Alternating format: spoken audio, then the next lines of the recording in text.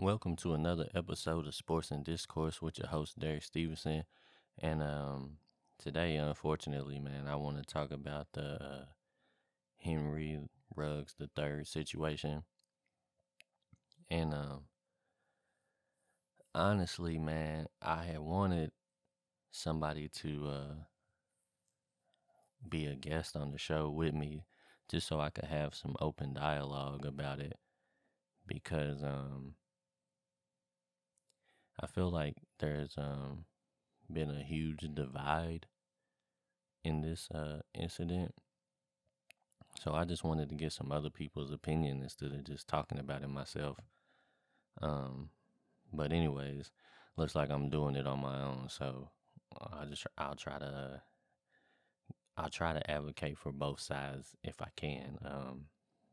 But anyways, so I'm pretty sure everybody knows, but Henry Ruggs III, he was in a car accident.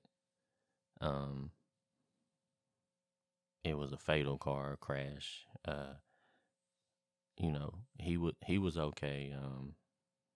He had some injuries or whatever, but he actually killed a woman and her dog. I think the woman's name was like Tina Tinter, and I apologize if I mispronounce her name.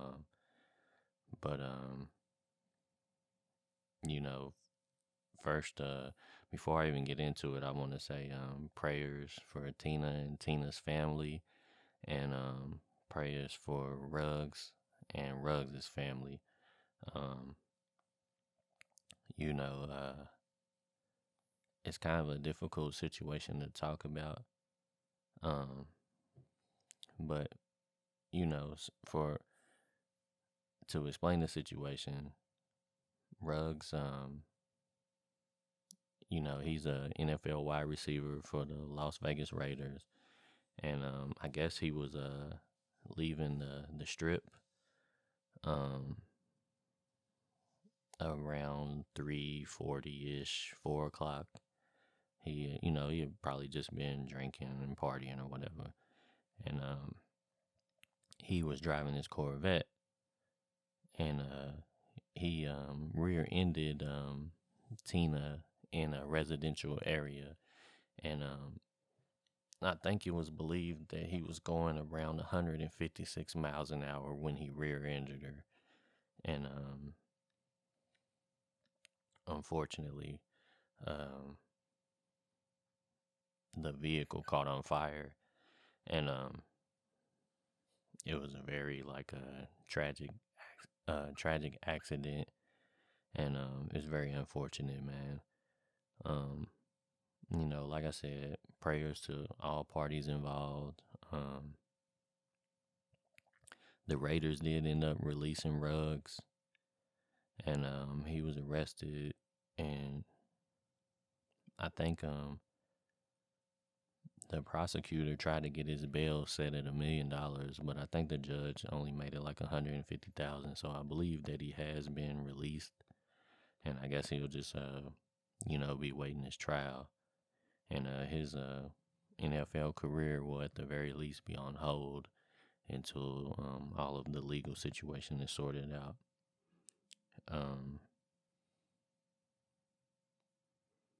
But yeah, I mean, I'm not for sure exactly what his charges are, but I'm pretty sure he did get felony charges.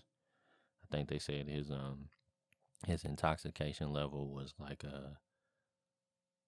it was twice the legal limit in Las Vegas, and I know a lot of people have been to Las Vegas, but for the ones that haven't, Vegas is one of them places where they let you do a lot of things, man.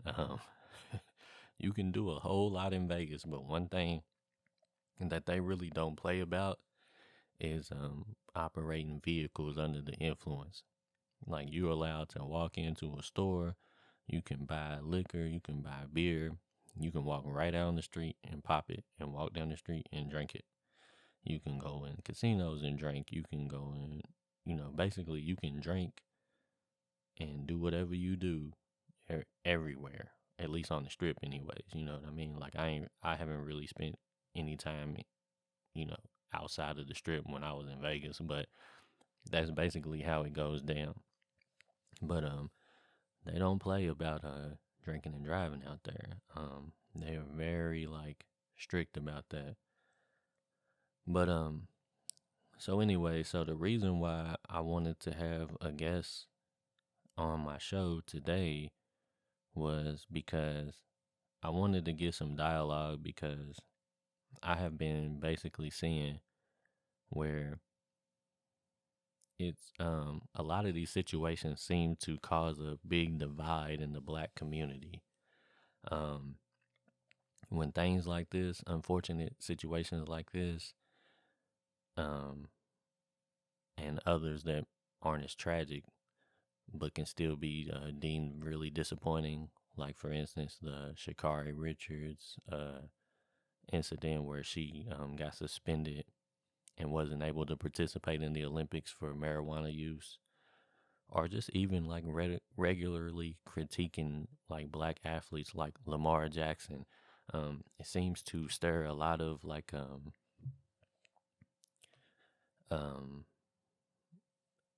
a lot of like unhealthy back and forths in the black community, and it kind of made me question like where's the actual line to draw when you're critiquing black athletes, like because whenever this situation with Ruggs happened, a lot of people, including myself, was like, well, he needs to be held accountable. And the reason why I say that is because a lot of people was jumping in with opinions, and they were saying, man, look, everybody's drank and drive before. Like, we know he didn't set out to try to hurt nobody. You know what I mean? Like, and, things like that. And my initial reaction was, I completely understand that perspective.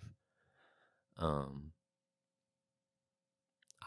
don't believe, like, at all that he, intended for anybody to be hurt. I think he just likes driving his car fast. And, anybody that's ever driven fast cars, like not to make an excuse, but it's just fun. Like me and my wife, we had a Charger with the Hemi in it for a little bit, and man, it was fun to drive that thing. Like, to be honest, because my normal everyday car is just a Toyota Corolla, and so driving the Hemi just feels different, man. It's fun.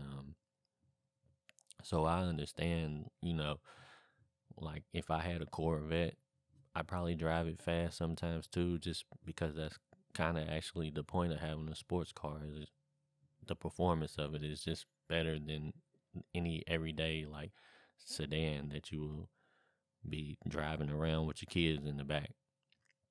So like I understand that he probably was just having fun, but the part that really got me was the fact that he did that while he was drunk. And like I said, I know that everybody at some point has probably driven drunk. Like I said, just for me to be perfectly honest, I did it way more than I would care to admit in my 20s. Because when I went out and partied in my 20s, my actual goal was to get drunk. Like, that's what I went out for in the 20s. Like, now when I go out, I just want to just get out of the house for a little bit, have a good time, but I really don't drink to get drunk anymore. I appreciate like anybody that knows me know I love bourbon. I appreciate drinking a nice glass of bourbon, maybe two, but I really don't necessarily try to get drunk. But in my 20s, that was my goal. Like, I went out to get drunk and party and have a good time. So I drove drunk a decent amount of times in my youth, man. But the thing that I have to point out is, even though I knew it was wrong, every single time that I did it, I did try my best to be as safe as I possibly could be um, on my way, back home. Like, I tried my best to not put anybody else in danger. Like, if you're driving drunk, you're already putting yourself in danger. Like, there's no way around that. But I tried to make sure that I didn't cause anybody else any harm, because that would be the worst scenario. Like, the situation that Ruggs is in, um, where he actually is going to survive and be okay, but he's going to have to live with the mental stress of knowing that um, in his reckless behavior, he cost somebody else their life. Um, and, like I said, even knowing that I was doing wrong, I still feel like the difference is I tried to be safe. And I feel like, there's a lot of people that say he needs to be held accountable, period. There's some people that are like super angry. Some people are like, he doesn't need to be in the NFL anymore. Like, he's reckless, he's dumb, he should know better. You know what I mean? And all those things probably are true. Like, at the end of the day, he's young, but he's 22, I think. So he's old enough to know right from wrong, and he just made bad choices.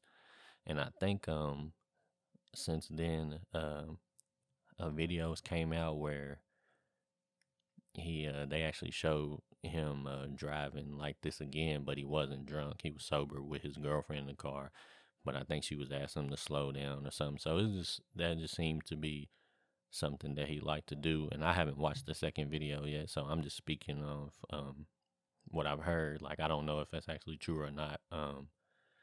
But that's just his thing, man. He just likes driving fast, and unfortunately, he chose to do it when he was drunk. He probably thought he was good, or maybe he didn't think he was good, but maybe he thought he could handle himself. But it angers a lot of people, and especially I feel like there might be a lot of people, like black people, that feel like this makes other black people look bad, or this this hurts the black community as a whole, because it's another person that we were adding to the list of young, prosperous black people, and now he's probably gonna, he could have helped change some other people's lives, and he might have let some people down. It's a lot of thoughts about it, and a lot of people are going to critique him, and the same with like some of those other people, like I mentioned, like Sha'Carri Richards. Like, a lot of black people, they critiqued her really hard. They were just like, man, that's stupid. Like, why would you risk, going to the Olympics to smoke weed and such? And I've always kind of been on the side of accountability, because I've always been taught that you got to be responsible for the choices that you make in life. Like, at the end of the day, like, your circumstances, you can't always control your circumstances, but you can control how you react to your circumstances. Because, a lot of people grow up differently. A lot of people have different resources. Like me personally, like, I've never been arrested, and I'm proud of that. But, that's probably because I had a strong father figure in my life. Like, my mother passed away when I was young, but my father was always there.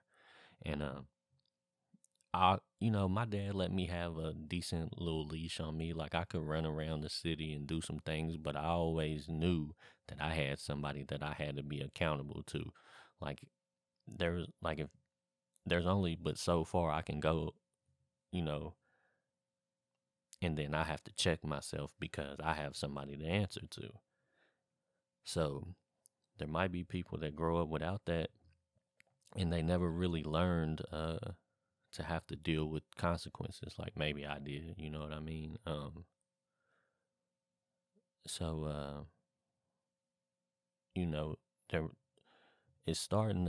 All the dialogue that's been happening is starting to make me look at things a little different and make me look at some of the other side as well. Like I'm still 100% for accountability, but to be fair, I had to look at some of the stuff that some of the other people were saying, and a lot of the comments that happens uh, when these type of situations occur is number one, black people. A lot of black people feel like we tear each other down as soon as we can, and you know, honestly, there's a little truth in that.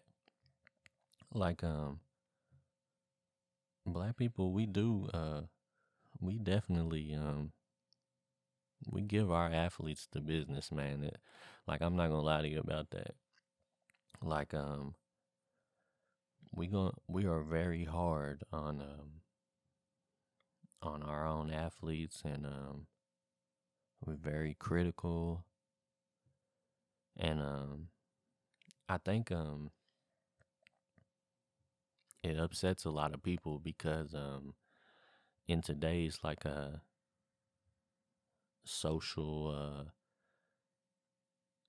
you know, the social climate in America right now is very driven by racism and you know, political division and such. So a lot of people feel like, I believe, that you just shouldn't tear other black people down regardless. Um and like I said, I do believe there's some truth in that, because maybe when situations like this happen that don't necessarily have to do with the actual sport, maybe we shouldn't say too much negative. Like maybe we should just stand back and, you know, just give our prayers and condolences to the people involved. Like, because at the end of the day, um,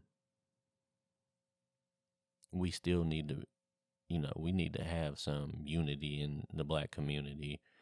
Um, we need to support each other more. We need to protect each other more. Um, and like, you know, I would see comments of, you know, people saying that like um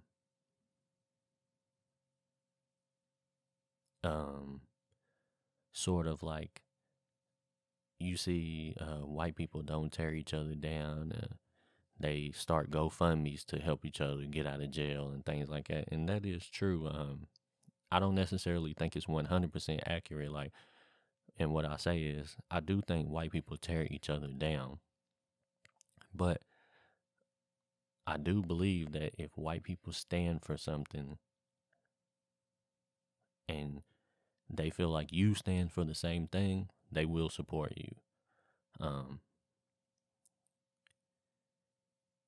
and I don't know if they have the same type of feelings towards each other in their communities. Like, I wouldn't know. But in the black community, there always is a division. And a lot of times it's hard to be unbiased because of the division. Because on one hand, you're like, okay, I'm just a neutral, unbiased person. Or at least you try to be. So you say, look, I don't care what race this person is. I don't care what gender they are. I don't care what religion they practice. I just care, was the action right or was it wrong? So that's how I usually try to present myself.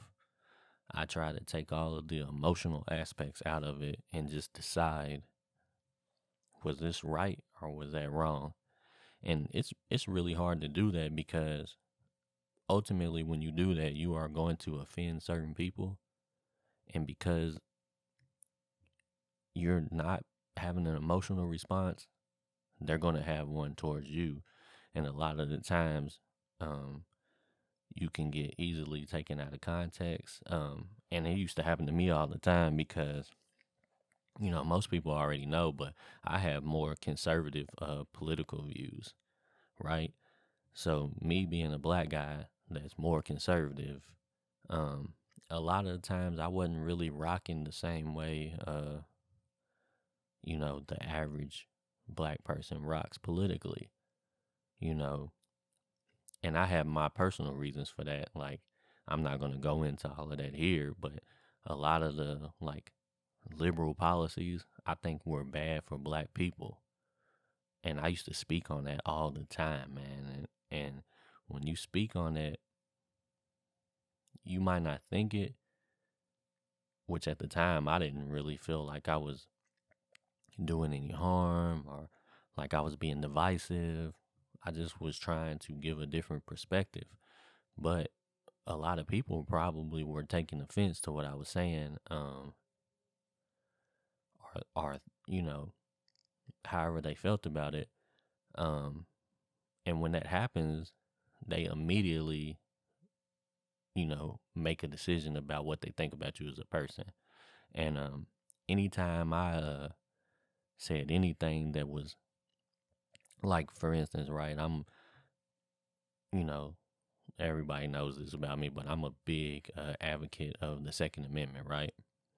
So, generally speaking, most Republicans that are white love the 2A. They love guns, and a lot of black people, I feel like,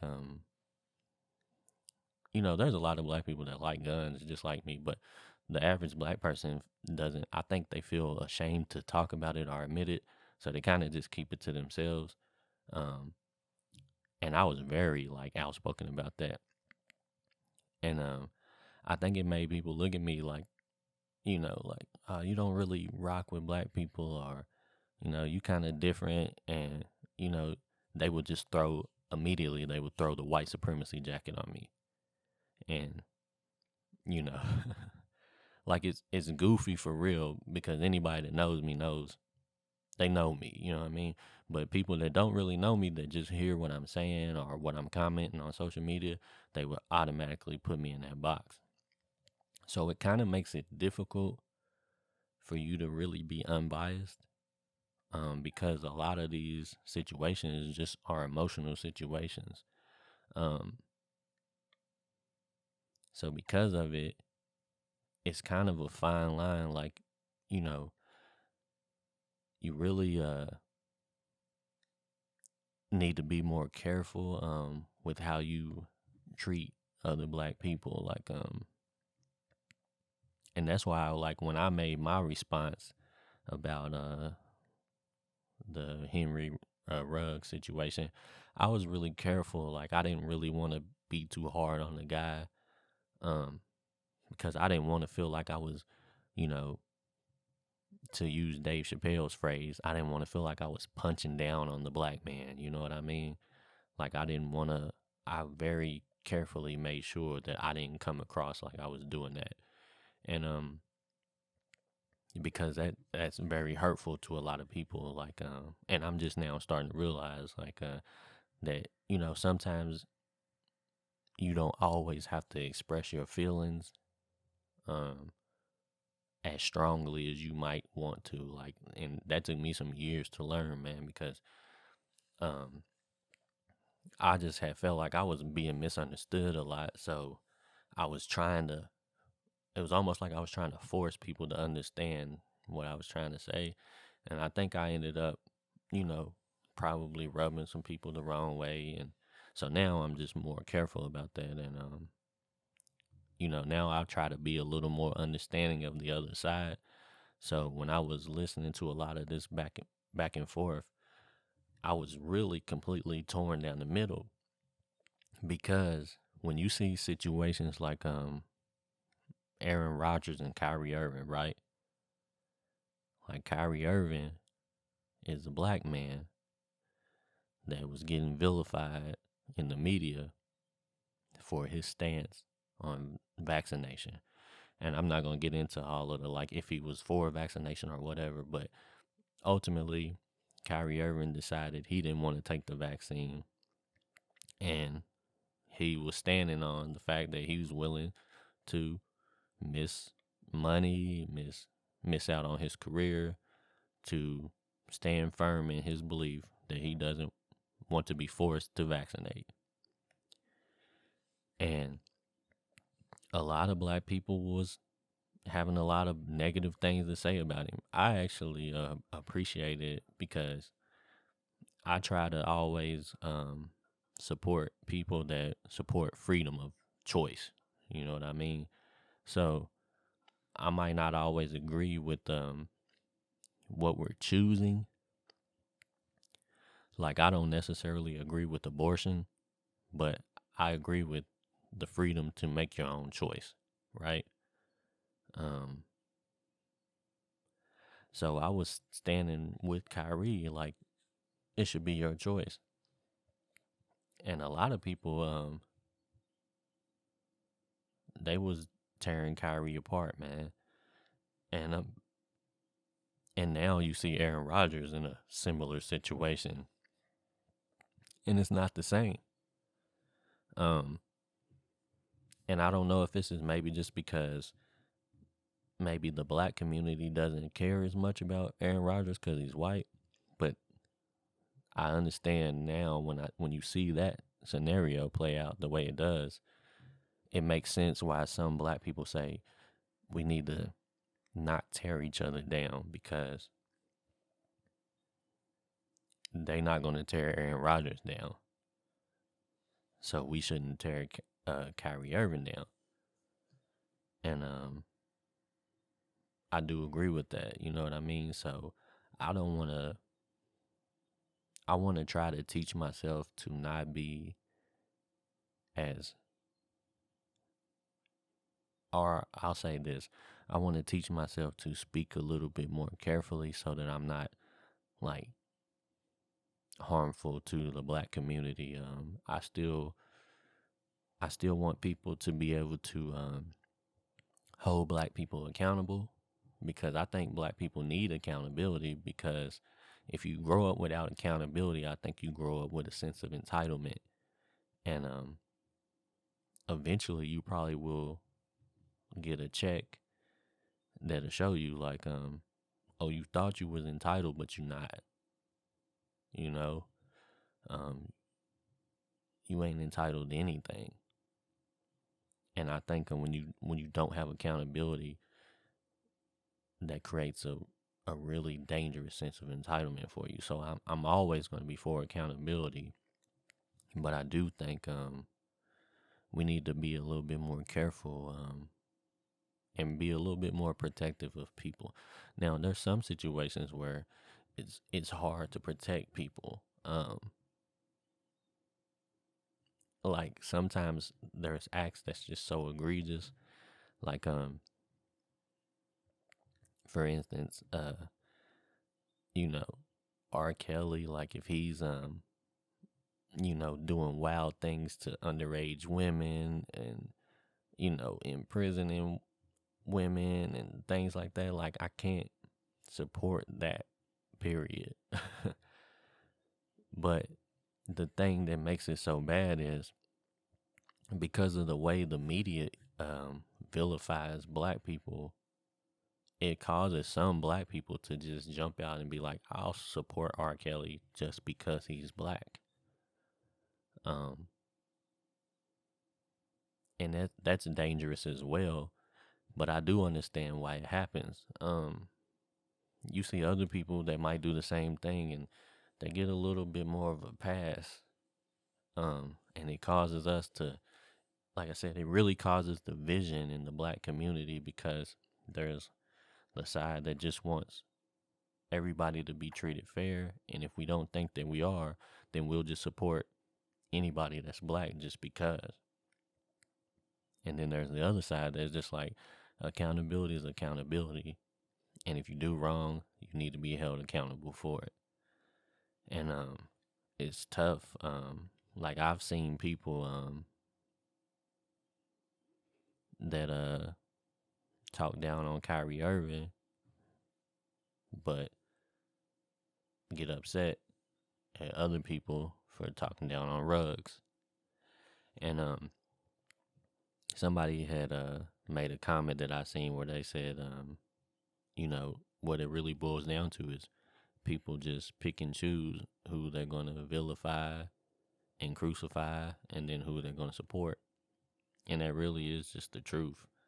But I would just challenge everybody to be a little bit more careful with how we critique people. And I'm keeping it to sports, so how we critique athletes and things like that. Even if it's not even like a tragic situation, but just like I see a lot of divide also when it comes to like Lamar Jackson, right?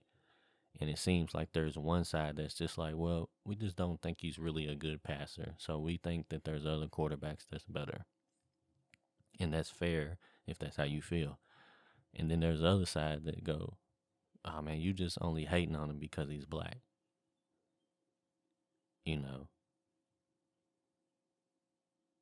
If he was white, you would think he was good.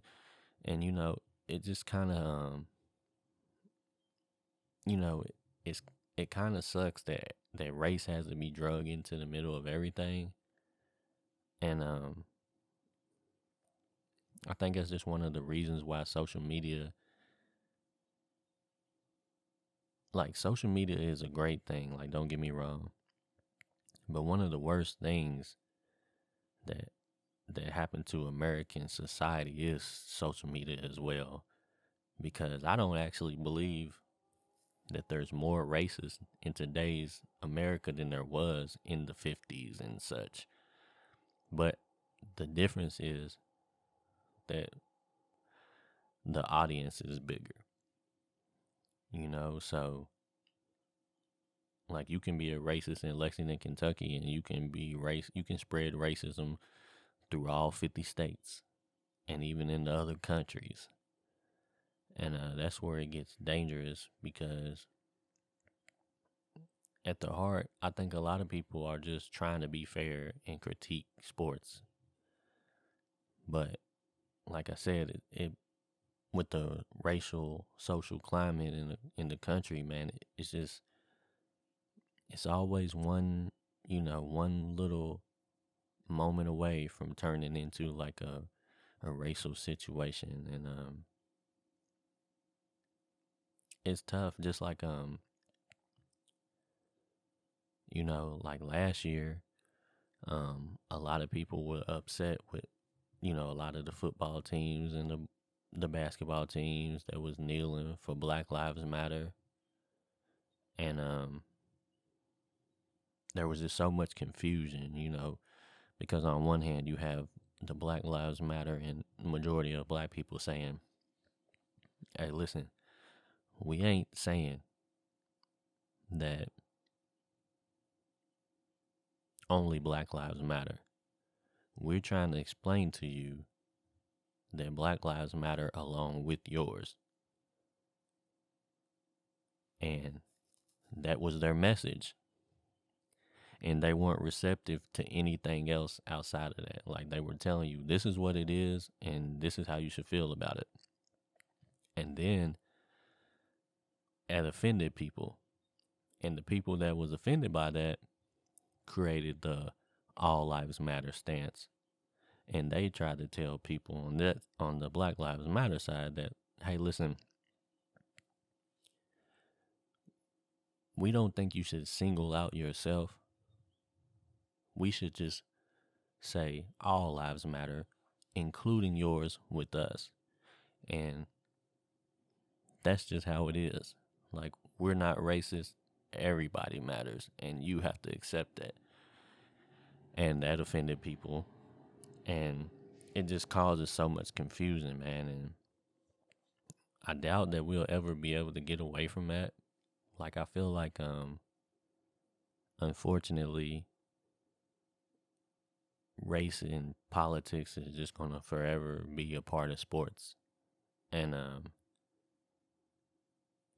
it does kind of take some of the fun out of it, man, because You would like to be able to just have open, honest dialogue without fear of backlash. Because I know there's a lot of people that don't want to speak on the rug situation because, you know, you don't want to hear, like, if you feel like he should just be thrown under the jail, you want to be able to say that, and you don't want somebody to come back at you and be like, man, you just an Uncle Tom, or you hate black people, or, you know, you just want to be able to say your opinion and let it just be your opinion. And, or, if you feel like, Aaron Rodgers is going to get, treated better than Kyrie Irving because Aaron Rodgers is white, you want to be able to just honestly express that. And you don't want somebody to be like, man, you always race baiting, So it's just so many different angles to it, man. And it's just really unfortunate that race weighs in so heavy on things, man. And it kind of makes me think of the Michael Jordan situation. And,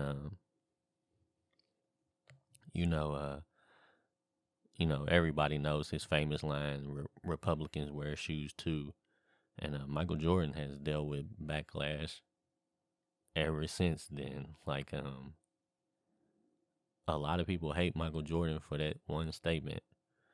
And me, honestly, as somebody that, over the last several years was very expressive about his political beliefs and took all kinds of backlash. Honestly, man, I just feel like ultimately, if I could go back in time, I would just probably kept my mouth shut, to be honest with you. Not because I don't believe what I believe is the best for me, and then secondarily the best for black people, because that's the way I vote. I vote for what I think is best for me first, because I have to take care of myself and my household. And then I vote secondarily for what I think is best for black people. And then tertiary, I go for what I think is best for society in general. That's the way I do it. But yeah, man, I probably would have just shut up. I would have probably just went to the voters' booth and voted and kept it moving. Because once you speak on a lot of that stuff, man, it just causes so much tension and so much emotion. And I've gained some good friends behind it, and I probably offended some people and made some people not like me as much as they used to, or not like me at all anymore. And that's unfortunate, man. But back to Michael Jordan, I understand why he kind of really didn't want to get into that. Now, the statement that he made was a divisive statement, and I'm sure if he could go back in time and say it differently, he probably would have just said, man, honestly, I just want to play basketball and I don't really want to dive into politics. Like, if he would have said it like that, people probably would have respected his privacy and just left him alone about it. The way he said it, you know. And see, here's the honest truth. I believe what he meant was, I don't want to alienate customers that buy my brand. Like, I don't think he was really saying, like, I rock with Republicans and, I don't care about Democrats or, black people or white people. Like, I think a lot of people was thinking he was choosing white people over black people. But I think he was just saying, I want everybody to buy my brand. But a lot of times when you make these type of statements, you leave yourself open for people to decide for you. And unfortunately, that's what I see happening all the time with these situations. And it's like, a lot of people are scared to talk about it. And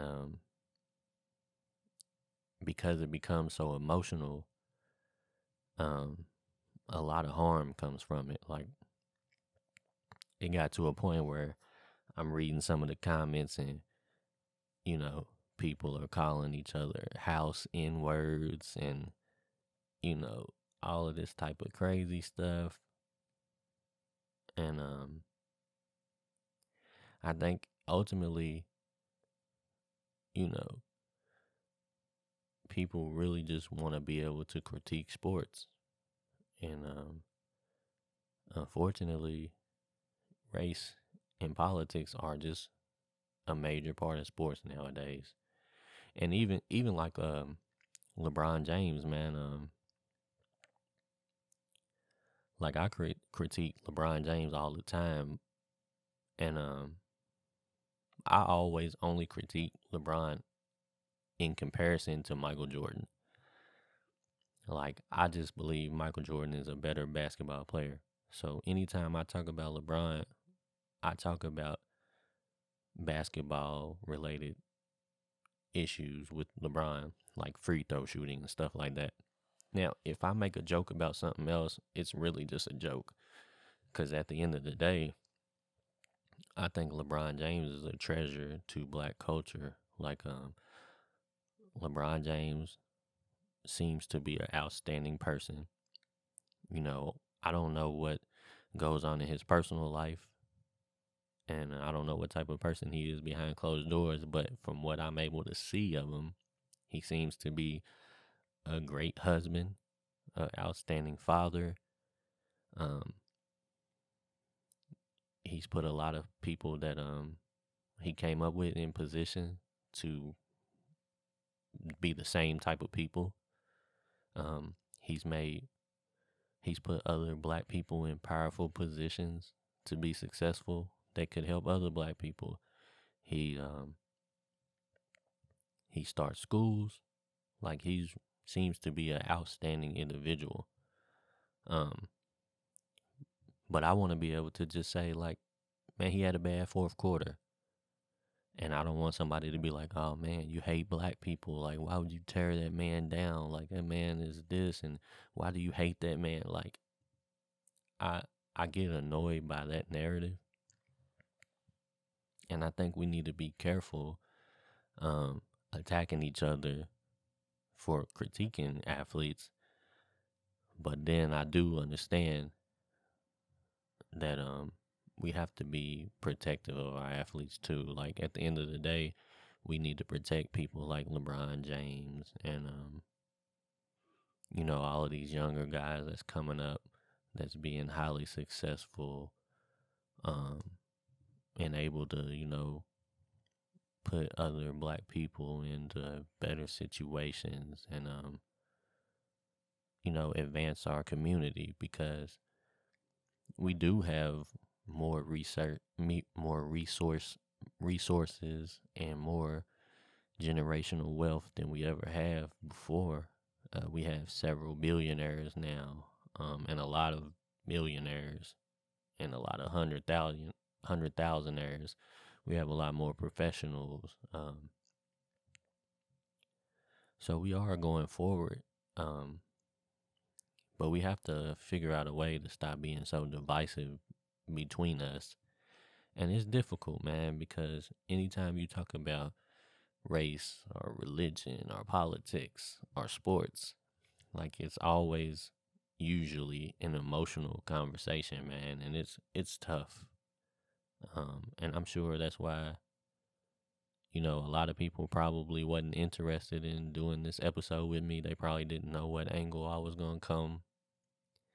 They probably didn't know if I was on attack mode, or if I was gonna try to, like, um, you know, go against every point that they make.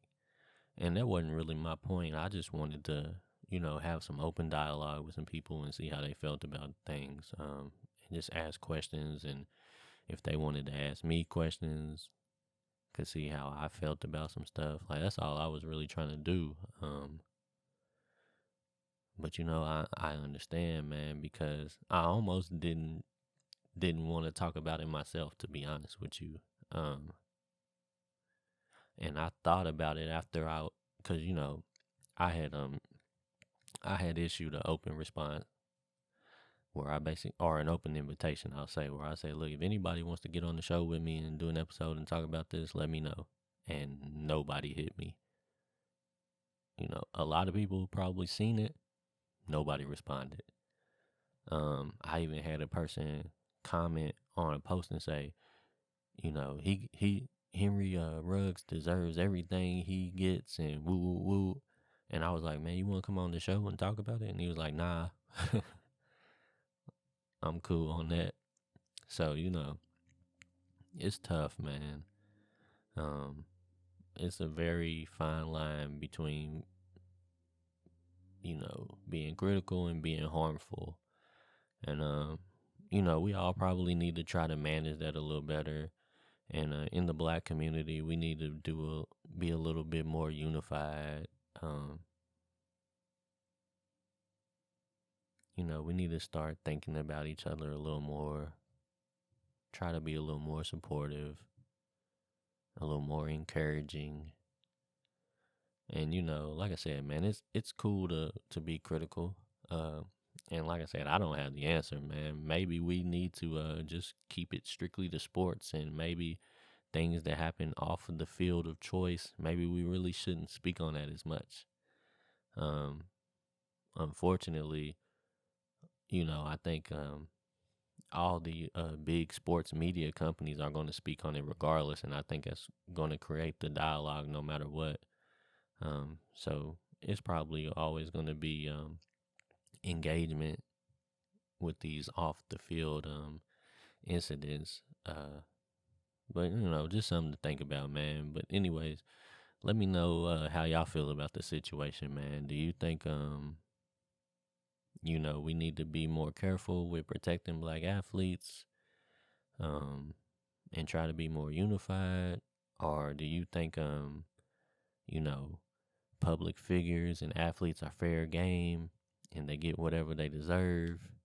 Um, just let me know how you feel about it, and we'll get at it, man. Y'all take it easy.